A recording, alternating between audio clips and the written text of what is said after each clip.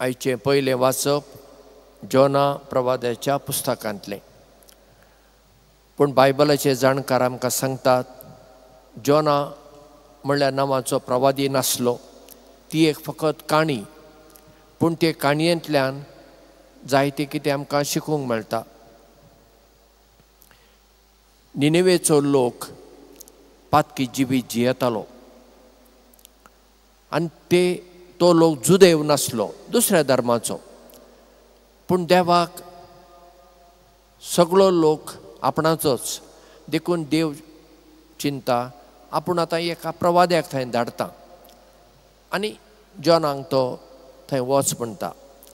पूण जोना थंय वचूंक तयार ना, कित्याक तो जुदेव. ताका दिसता निनेवेचो लोक जुदेव न्हय, तो म्हजो लोक न्हय, तांकां देवाची ख्यास्त पडूं, हांव कित्याक वचूं. देखून तो देवान सांगलोलें करचे परस तो तारवाचेर चडून तार्शीस म्हणल्यार आनी एका शाराक वचूंक सोदता. आनी देवान ताका शिक्षा लायली. वादळ उठलें, तारू बुडताशें जालें आनी तेन्ना तारवार आसल्या मनशांनी म्हणलें आमचे भितरल्या कोणाक एकट्याक लागून दर्या इतलो उचांबळ जाला. तांणी सोर्त घाली, सोर्त जोनासाचेर पडली. आनी जोनाक तांणी विचारलें तूं कोण? ताणें सगळें सच सांगलें. मागीर तांणी विचारलें आतां आमी तुका कितें करूं? तो म्हणटा तुमी काडून म्हाका दर्यांत उडया, कित्याक म्हज्या पातकाक लागून तुमकां ख्यास्त नाका. ते ताका दर्यांत उडयतात. पूण देव इतलो काकूळदार, जोना दर्यांत बुडून मरता आसलो, एका मासो येता आनी जोनाक गिळटा आनी मागीर येवन तडीर येवन ताका वंगता आनी जोनाचो जीव वाटवता. देव आमचे सवय अशेंच करता. जायते फावटी आमी बारीक चिंतपाची मनशां, चड करून गोंयांत आमची चिंतप एकदम बारीक बारीक. गोंय आनी गोंया भायर आमकां संवसार दिसना.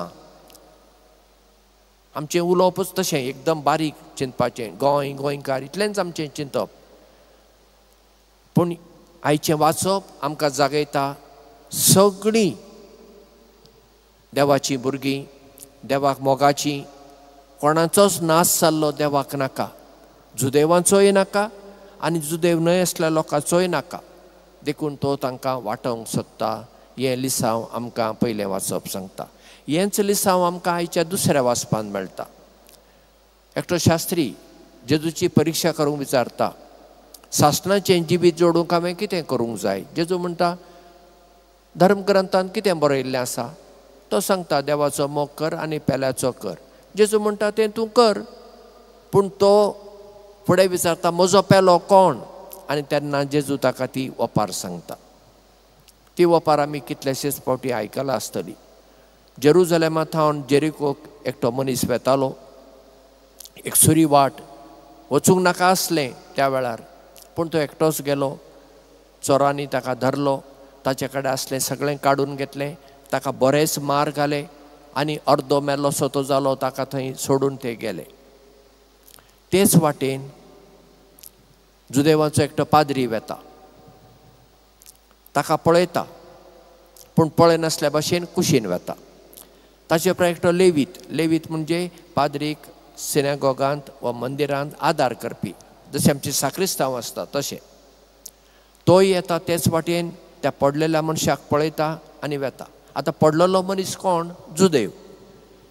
पाद्री जुदेव, लेवीत जुदेव, पूण ते पावनात. आनी थोड्या वेळान ते वाटेन एकटो सामारेकार येता. तो जुदेव न्हय. तो पळयता आनी चुरचुरता. आपणा कडेन जो सोरो आसलो तो ताचेर वतून तो ताचे घाय बांदता, आपल्या गाडवाचेर ताका न्हिदयता आनी एके खाणावळींत व्हरून थंय ताका दवरता. एक रात थंय रावता आनी दुसऱ्या दिसा खाणावळीकाराक 2 दिनार दिवन म्हणटा कितें चड खर्च लागलो जाल्यार हांव फाटीं येतना तुका दितां. आनी मागीर जेजू त्या शास्त्र्याक विचारता ह्या तेगा मदलो कोण ताका पेलो जालो? आनी तो म्हणटा जाणें ताका आदार केलो तो. आनी जेजू म्हणटा तूंय तशेंच कर. पळय आतां रस्त्यार वेताना केन्ना एक्सिडेंट जाता. आमचो लोक आतां कितें करता? सगळेच क्रिस्तांवच म्हणून न्हय, व्हिडिओ काडूंक बसतात. व्हिडिओ, अरे बाबा थंय कोणाचे एक्सिडेंट जाला, वॅन आपयले 108 फोन मार, वॅन येतलें व्हरतलें, नाजाल्यार तूं कितें तरी करून ताका व्हर न्हय. ना, व्हिडिओ केले आनी कोणाक धाडले. बाबा त्या व्हिडिओचो त्या मनशाक कितें फायदो आसा? वा केन्ना केन्ना आमी म्हणटा म्हाका कित्याक पडला, कोण काय पडला आसता, म्हाका कित्याक?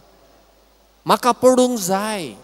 कोण गरजेक ताका सांपडला ताका हांवें पावूंक जाय. फाल्यां म्हाका तशें जावं येता न्हू, आनी म्हाका तशें जाल्यार म्हाका कोण पावतलो? हांगा धर्म, जात, कात, गांव लागना. आनी हें सत आमी क्रिस्तांव म्हणटल्यांनी समजून घेवंक जाय. आमी सगळीं एक, आमी सगळीं जेजूची. हें आमकां बांदून हाडटा. आमचो गांव न्हय, आमची भास न्हय, आमचे कातीचो रंग न्हय, आमचें शिकप न्हय, आमची गिरेस्तकाय न्हय. हांगासर त्या इगर्जेंत इतलीं जाणां आसा. आमचो संबंद कितें? हांव तुमचो कोण? हांव तुमचो सोयरो न्हय. तुमी म्हजी सोयरी न्हय. हांगा आसली तुमी एकामेका सोयरी न्हय. पूण आमकां एक सुतान बांदून हाडटा. आमी सगळीं जेजूची. आमचो भावार्थ जेजूचेर आसा. देखून आमी एकामेकाक भाव भयणी हें चिंतप चड आनी चड ह्या दिसांनी गरजेचें. कित्याक आतां दिसान दीस आमचे थंय स्वार्थ वाडत चल्ला. आमच्या कुटुंबांनी पळया, आतां हे मोबायल आयिल्ल्याक दर एकटो मोबायल घेवन बसला. एकामेका उलयनात. घरचींच मनशां एकामेका लागीं आतां उलोवप उणें जालां. सगळीं मोबायलाचेर बसलां. जेवतनाय मोबायल, मिसाक येतनाय मोबायल, मागणें करतनाय मोबायल. सगळेच कडेन मोबायल मोबायल मोबायल जाला आमचें. मोबायल वायट न्हय, पूण मनशांचो सांगात आमकां गरजेचो.